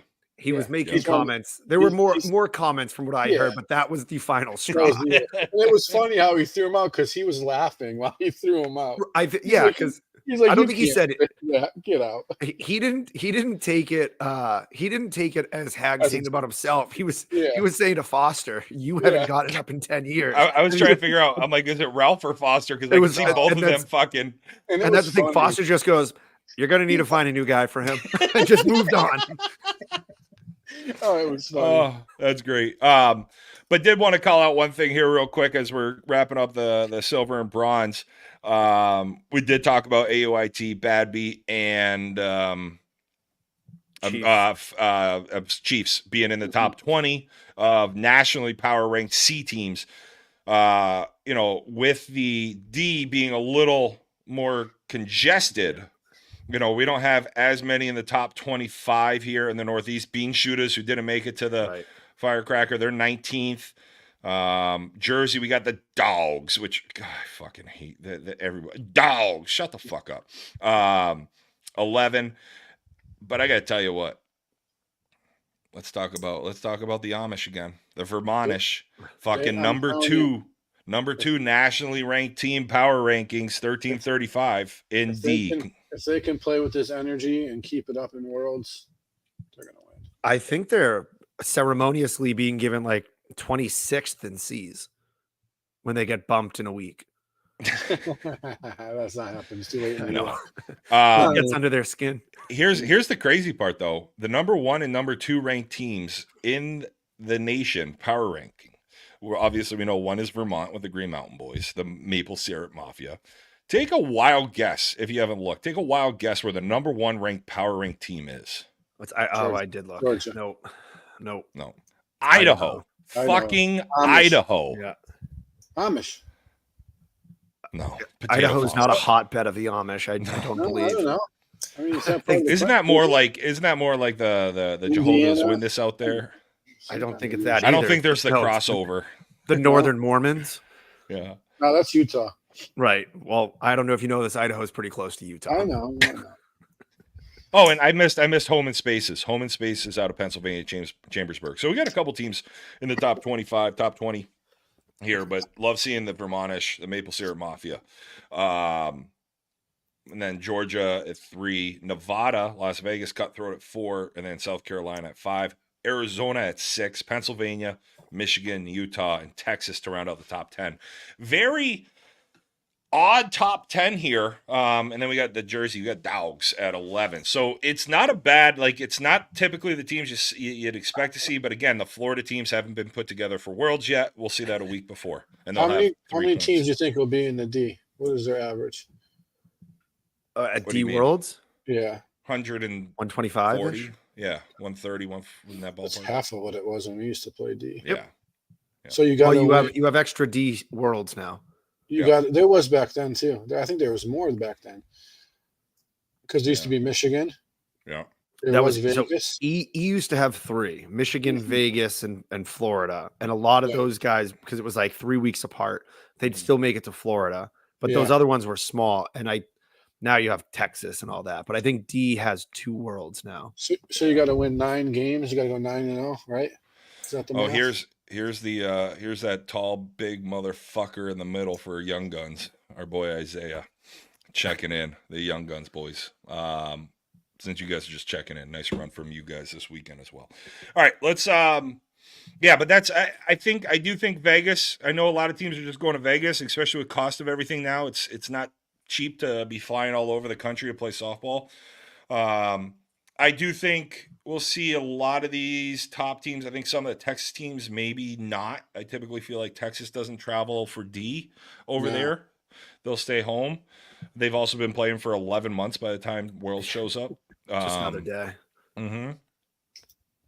I would say most of these teams in the 20, maybe not the California team. I would say most of these teams in the top 25 right now we'll see at Worlds. So I hope so. I mean, maybe I don't know, by then, maybe they'll forget. It'll be an entire year of being in the doghouse and they'll forget. If other people can do it for 18 hours straight, I don't see why we shouldn't be able to.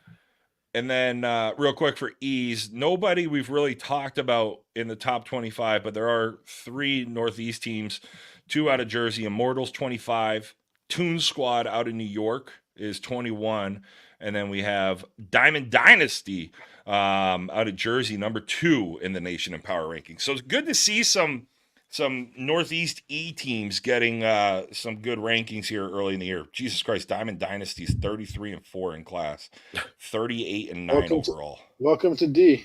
Oh yeah, He's nuts. Yeah. I mean, Jesus Christ, the top 25 right now at least will all be D. So, all right, John and Maria's. Yeah. That pie is legit. That place is legit. So I had Christos for the first time. Where's that? Is that the one down the street? It's in Wallingford. It's the brothers. So it's Foucault's, Christos. I don't know. The other one was all on Barstool. It was really good. Mark and them guys brought one back Saturday, and then they brought 6 in on Sunday. And it was really was that all those pizza boxes that I didn't get anything offered from? That's cool. You guys were playing after he promised he was going to bring me something. Jesus. It was good. It was really really good. Christos and Wallingford. Mm-hmm. And you can shoot over to Ted's and get a fucking steamed cheeseburger. Don't do it. Don't waste They're awful. You do it just once. Do it. I would. Yeah, right. Do it once. John and Maria's was the reason that we actually got out of the Plex at a good time because they closed at 9. Yeah. And Morsey said something. He's like, I'm going to stop there. And Justin's like, all right, let's just put in a pizza for me. And I was like, yeah, make it 2. And he goes, there's 2 of you. Do your own. And I was like, but Josh, phone calls at me. It doesn't work. We had to call. It was 8:45. We're like, all right, I guess we have to leave because our pizzas we're not going to be able to get them. Phone calls and driving, 2 things Coco doesn't do. Yeah, but I've made the phone call. I looked at the driver. What'd you get? Cheese? Nope. The first night I went there twice. First night I got a small meatball.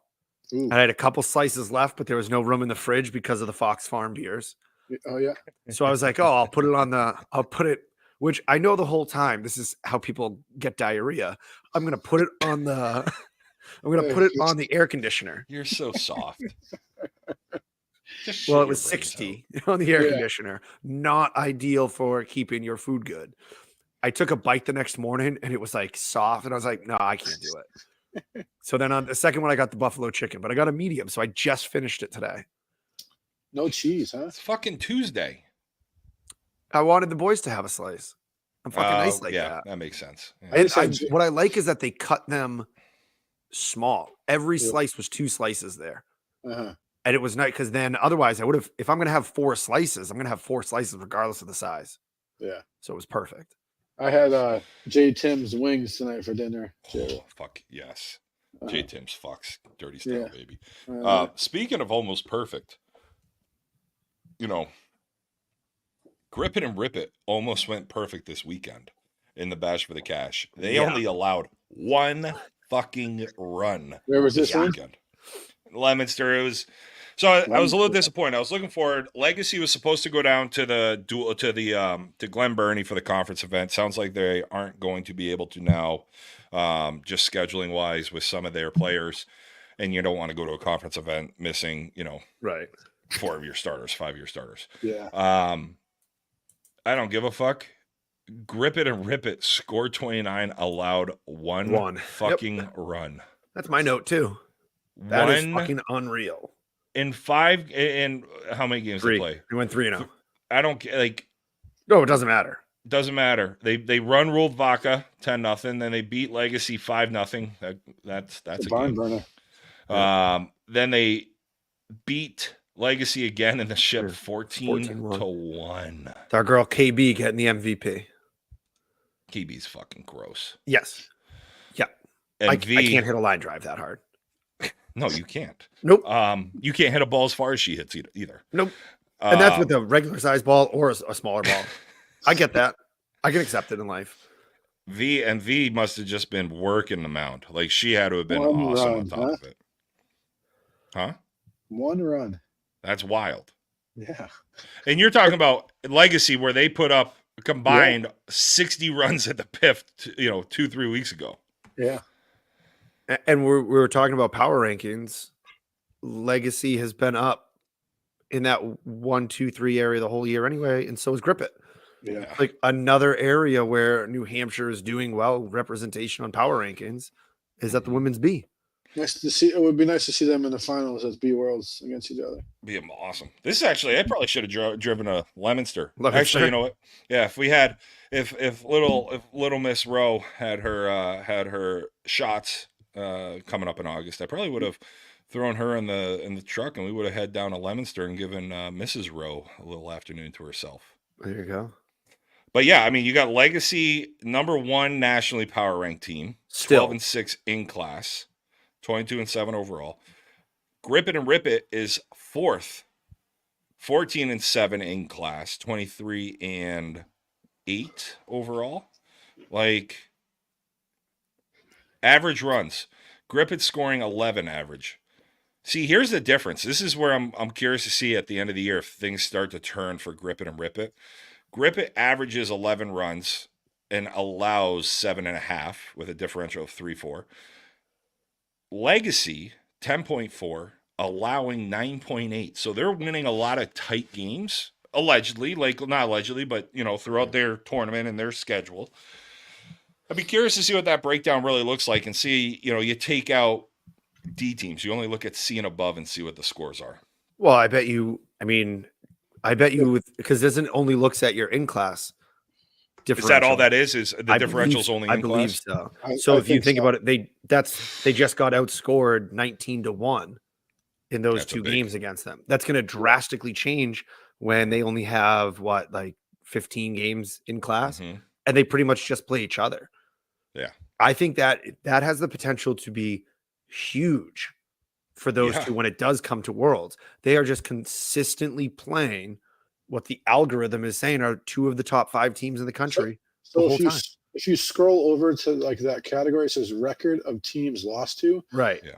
Legacy is the teams they've lost to are 72 and 38. 655 percentage. Rip It is 72 and 44. For a 621, like, you know what I mean? That's because they're just losing to each other. Yeah. Everybody else in B in class, they're playing, the number 2s played 10 games in class. Yeah. California number 3s played 8. The next team is Bobby Pins, 50 and 49. You know what I mean? These two teams are just beating the shit out of each other. And then there's the Sharks, 107-61. Where are the Sharks? They are 21. But even they're getting to play these very good women's teams at that level. Yeah. That's the Northeast should do fucking very good. And I'll tell you, I'll absolutely take the Sharks. They had a hell of a run last year. They finished second in C's. They get bumped. They're 4-10 in class. Tough class to be in when you have Bobby Pins, Storm. I know Storm's not having a great year, but they've consistently been a top program in the Northeast. You have Legacy and Grip It, and that's who you're facing in most of these tournaments. So there's 35 women's B teams registered. Northeast is going to bring home the title this year. So, I mean, you think out of those, 28, if you stop at 28, the other teams have played like 6 games. A lot of these too. Yeah. So you think there'll be 28 B teams at B Worlds? I don't think so. I think there'll be probably, I bet you're looking at 18 to 24 is my guess. So we have a good shot of the women in the Northeast. I wouldn't be surprised if Valentine goes down from Quebec. Mm-hmm. Are they B though? Yes. Okay. Yeah, they're 15th. No, they're here. They're here. Yeah. So like that's the thing. Like, and when that Valentine Bologna Louisville Slugger Valentine team comes down, they're playing in that Bologna Open. They're playing in these tournaments where Shark, Storm, Bobby Pins, Legacy, Grip, and a Rip It are. Like the women's B division, I wouldn't be surprised if we came home with a B title or. What's A looking like? Conference A. And while you're looking that up, I mean, we've been talking now for 2+ years about how the women's game is growing in this area and how can we get it to keep growing in this area. Like Legacy has their draft thing coming up. We're gonna be a part of that and get their draft going, and they're gonna have that event, but. They just they're not breaking up. They're not stopping to play. They're just what's next? We want more. Like they're what we talk about the teams need to be doing. And it's all of them.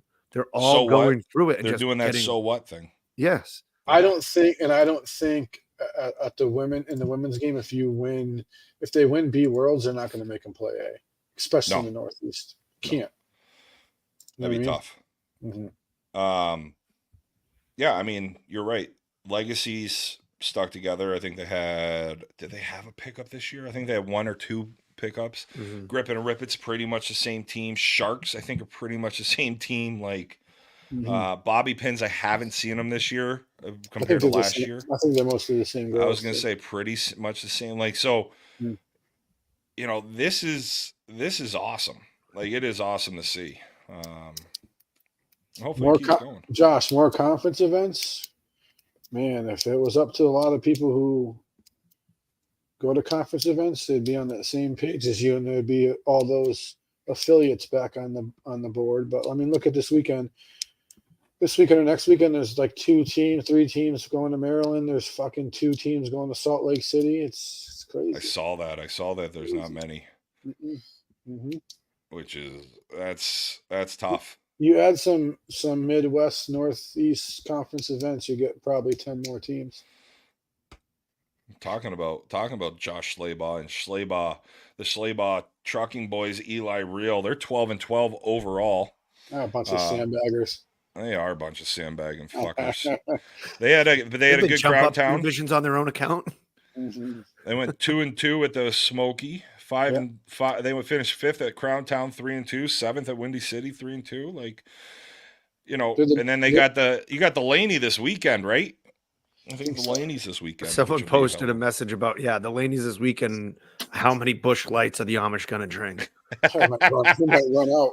Do they just bring a trailer?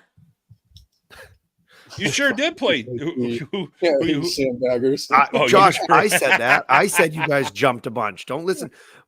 If there's anything the mailman likes, it's fucking shitting on people. That's it. No, that's what we brought him on for. It's them and Chosen are my favorites for B Worlds.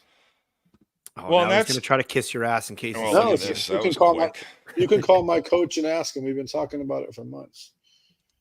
Well, and that was the thing, like, because they did. So Schleybaugh Towing last year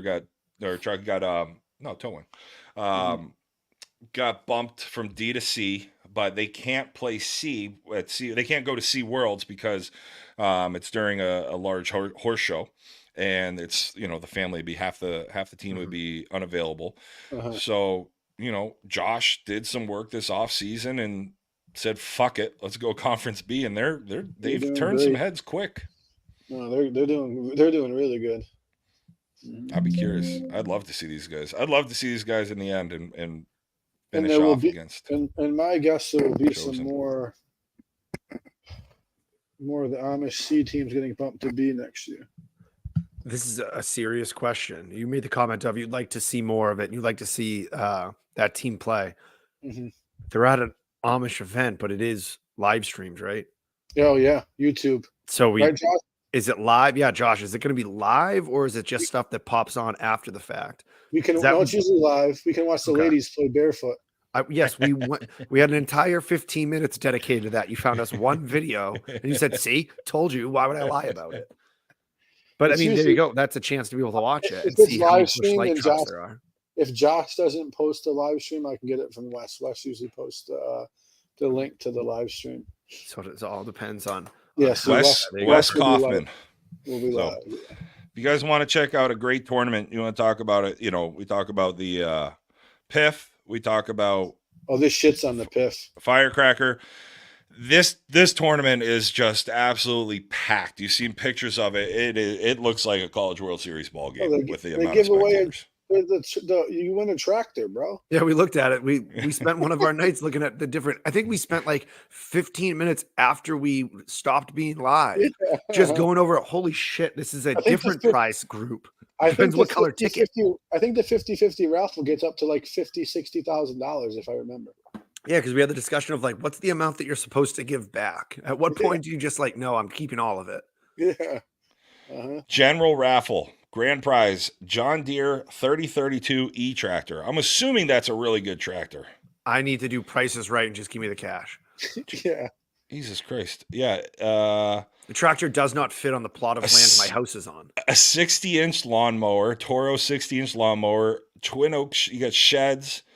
Holy shit. You got hunting blind. Last year's prize was $35,000 plus for the 50-50. There's a bear hunt, a one-person fully guided hunt in Allagash, Maine in fall of 25. And then on the women's raffle, oh, come on. You got a Speed Queen washer and dryer. That seems a bit much. Definitely a men's versus women's here. Jesus, who picked the prize packages? Snyder? And Snide definitely did. Although I'll tell you what, I would take a new fucking washer and dryer in a minute. Half beef processed? Yeah, okay. Man, these raffle plays are awesome. Yeah. Hey guys, in the general raffle for $10 each, you can get a John Deere 3032 E-tractor. Or if you want to go over there with the ladies, you can get some home decor. You can get an egg chair, coffee and chocolate, or you can get a washer and dryer. Okay, but I will be honest. Again, and I apologize. This is very much stereotyping. I bet you that fucking chair is made of the highest quality. 100%. They're carpet. What is an egg chair? A what? I think it's one of those those wooden chairs. Like it goes on the end of something, J-Ro. It's in the name. You sit in it. No, it's wicker. I think isn't an end chair like an end table? You just put it on the other side of a couch. It looks like an egg. Yeah. Yeah. It looks like an egg. I thought you said end. No, egg. Okay, chair. that makes more sense. That's why I was like, an end chair must just go next to the end table. Egg chair. So that's the Paul Laney this weekend, July 27th. Yeah, this raffle is wild. Mm-hmm. Oh, you can get a Lake Erie fishing trip, $500 Yoder service gift card. Does that, Josh, question for you, $500 Yoder service gift card, can that be used towards batting practice help from any of the Yoders? Just really any softball help. Yeah, the women's prizes are brutal. Are there no bears in that area of the country? They have to come over here to Maine? I mean, aren't Maine black bears a thing? Or is that just I think it's just a hockey team. Yeah, that's why I think any large forested area you could probably find some bears. Well, listen to this though. Like, one person fully guided hunt includes hunt, food, and lodging. Does not include license and tag. That's not a bad little prize. It's just wild that you're coming out here. I'll just have fucking KB bring me up a tree and we'll spot the bears from there. You know how I want to kill that bear in a bear trap, and I want to knife it right in the throat like a hog. The fuck is wrong with you? Jesus Christ, Snyder. That's a real kill, man. No, it's not. I used a bear trap. Why do you want to use a trap and then really feel the life go out by your hand? Like, why don't you just jump on its back? Like, just wrestle a gator down there. Man, call it a day. Jump on a bear's back. They got fucking claws. Not on their back. It's not a dragon.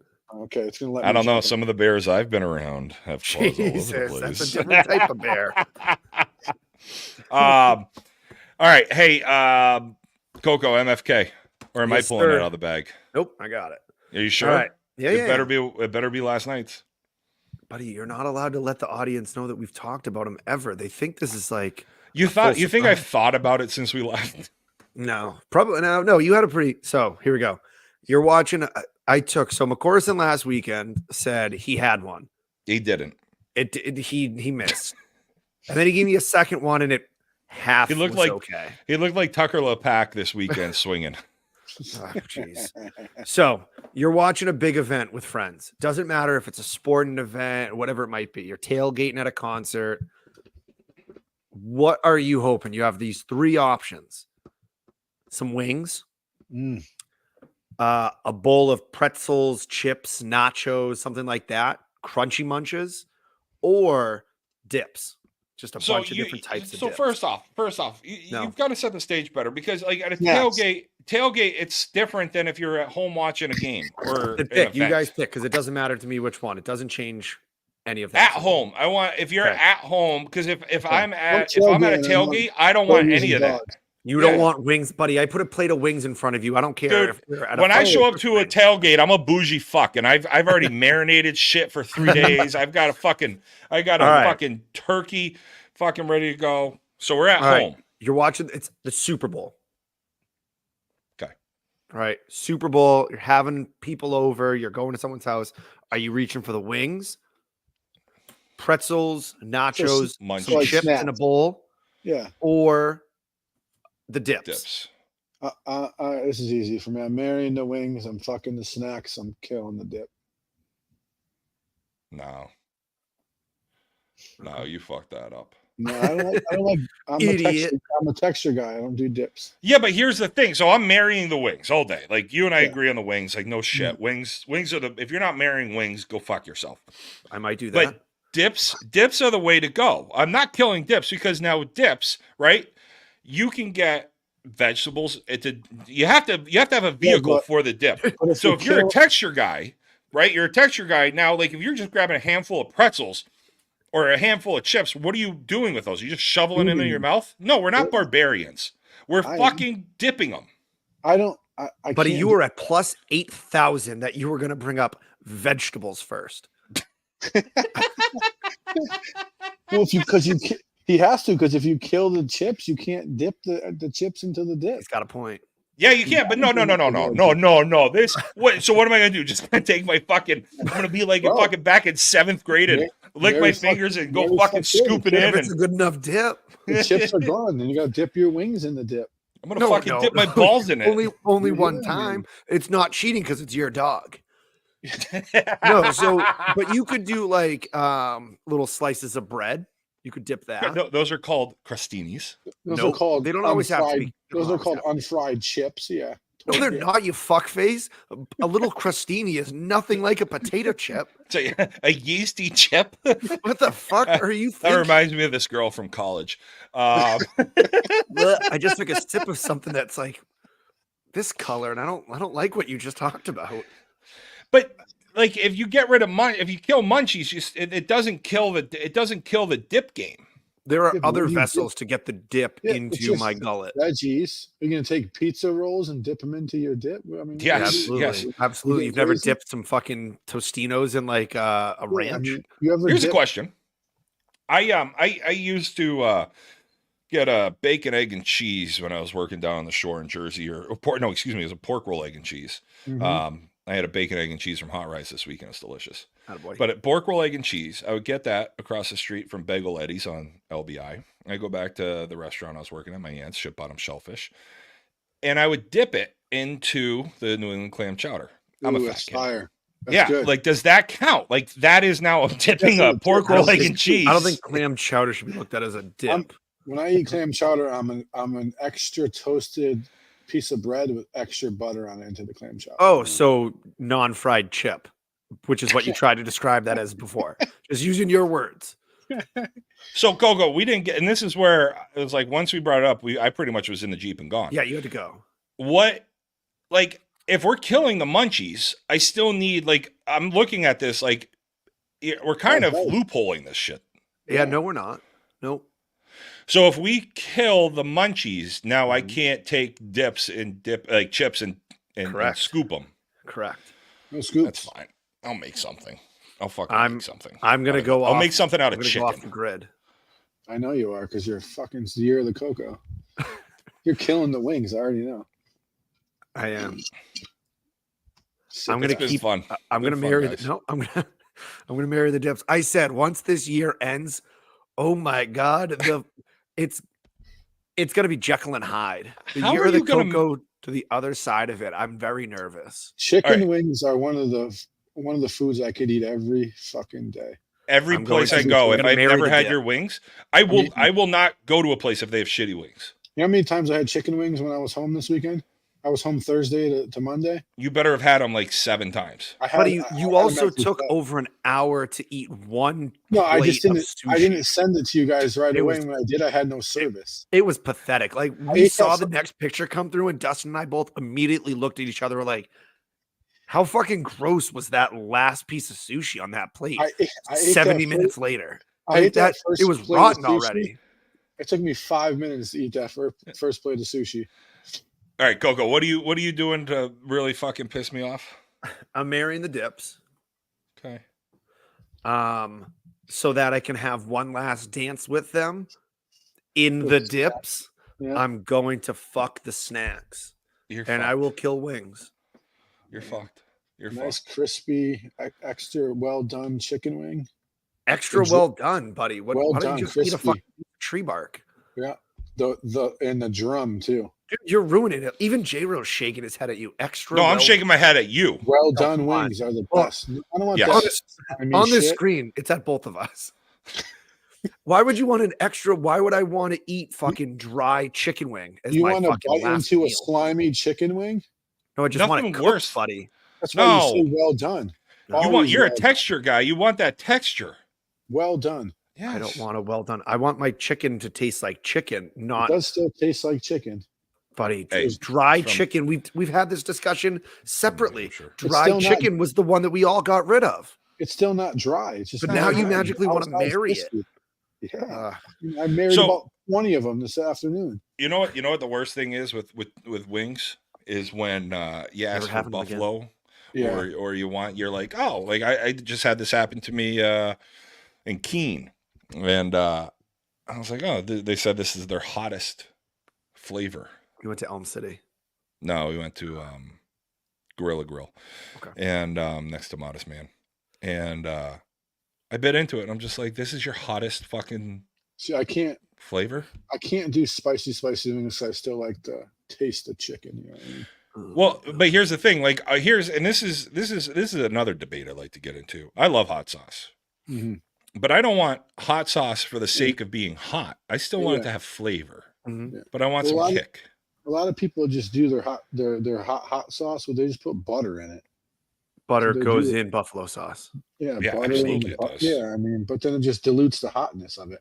No, that's when cayenne pepper can come in, or you can make a plenty of different ways. You throw some vinegar. I can get into this, you know. But I hate when I go somewhere. It's like I will always go buffalo 90% of the time because especially if it's a new place, that's where I go. I'm weird. I know. Naked. I go lemon pepper. Lemon pepper's good. Garlic parm's another great flavor. Yeah. I try to stay away from the sweeter wings, like a teriyaki or a barbecue wing. You ever have barbecue? Is that just barbecue in Buffalo? Yeah, it's good. Yeah, those are fucking awesome. Yeah. Yeah. Do you want to start a food podcast instead? Dude, every time we go out to have wings, Bailey gets the hottest ones, and he's soaking wet in sweat every time we go out. It's awesome. That's how I end these podcasts. My arms stay so tight to my body that it's like I'm playing video games. I'm like, oh, I'm sweaty. You just don't have the right setup. I can't believe you're killing that. Wings. Can't believe you're killing chicken wings. Yeah, that is wild. Buddy, you're marrying dips. Like, that's a wild There is so many things I can do with dips. Yeah, and there's so many things you can do with fucking snacks and chicken wings. No, you can't do a ton of things with the snacks. You get that one more time, buddy. One more time. Wait. Whoa, so I can't dip blue cheese? That's correct. A dressing. It's a dip. That's a dressing. No, it's a salad dressing. It's a dressing. Oh, really? Is it in a cup that you're going to take your chicken wing and the fucking verb you're going to use is dip? I don't really dip my wings in the blue cheese often. It's more I use the well, good, because you're never going to again because you killed dip. But isn't it? I mean, fuck, most of the places in New Hampshire just give you fucking salad dressing on the side anyway, so it's like you're dipping your salad in it. Right. So I'm gonna have to have a fucking dry salad. I'm trying to lose weight over here. I'm trying to see my dick again. Stay away from the chicken wings. Fuck you. No. There's protein in them. Yeah, it's all full of protein. All right. Have a great week, everybody. Good luck at the Laney. Hopefully somebody wins a tractor or maybe coffee and chocolates if you're on the women's side of the raffle. And good luck to all the teams in the Northeast playing in the E or C states as well. Yes. Oh, are we talking about that? I just said good luck. Beautiful. Good enough. See you guys next week.